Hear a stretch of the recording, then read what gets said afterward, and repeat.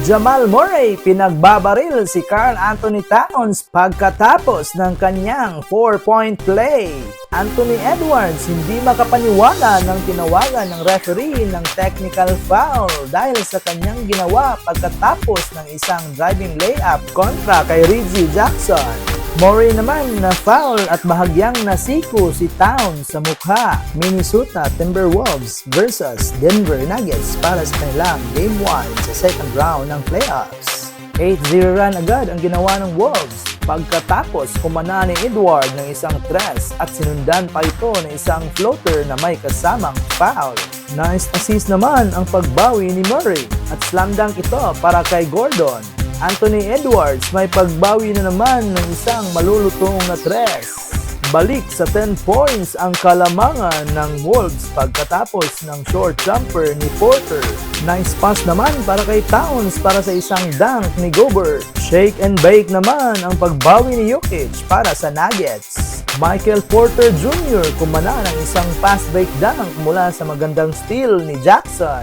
And one naman para kay Edwards mula sa kanyang magandang drive. Sa kabilang banda, Reggie Jackson kumana ng isang tres at baba sa 1 point ang kalamangan ng Wolves.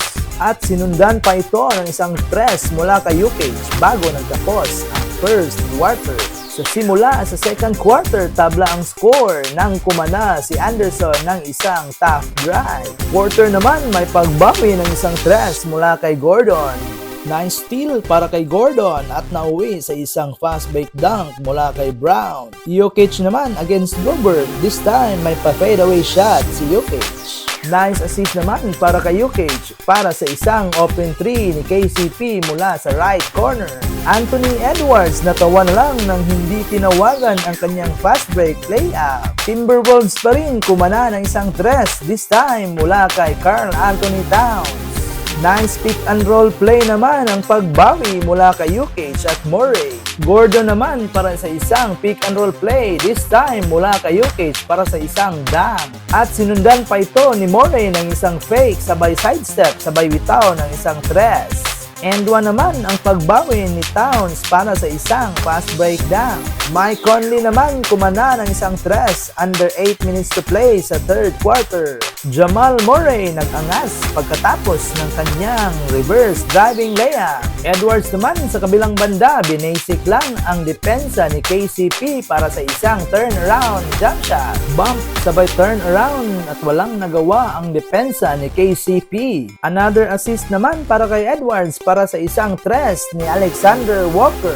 Anthony Edwards hindi makapaniwala ng tinawagan ng referee ng technical foul dahil sa kanyang ginawa pagkatapos ng isang driving layup kontra kay Reggie Jackson. Murray naman na foul at bahagyang nasiko si Towns sa mukha. Naz Reid naman para sa isang left-handed bank shot. Naz Reid pa rin para sa isang magandang assist para sa buzzer beater ni Conley. Jamal Murray pinagbabaril si Karl Anthony Towns pagkatapos ng kanyang 4-point play. Kumana ng tres si Murray nang ma-foul ni Towns. Anthony Edwards naman may pagbawi agad ng isang driving layup. Edwards pa rin pinaglaruan lang ang depensa ni Gordon sabay pull-up jump shot. Bench ng Nuggets napatayo nang kumana si Brown ng isang tres para itabla ang laro. Isang off-board buzzer beater 3 naman ang pagbawi ni Naz Reid. Naz Reid pa rin para sa isang follow-up dunk. 16 points na siya para sa game na ito. Kasama na dito ang kanyang driving layup na may kasamang foul. One-handed floater naman ang pagbawi ni Murray at nice assist ito para kay Jokic. Bagyong Naz Reid muli na namang nagpaulan ng isang tres. Baba sa 4 points ang kalamangan ng Wolves nang may pasok ni Jokic ang isang end-one play.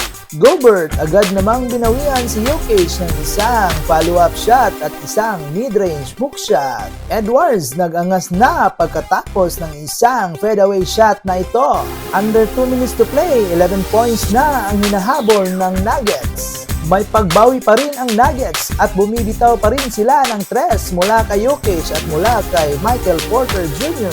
Anthony Edwards naman para sa isang finishing touches. At sa huli, panalo ang Wolves sa score na 106-99. Mga idol, huwag kalimutang mag-subscribe, like, and hit the notification bell para updated kayo sa susunod nating videos.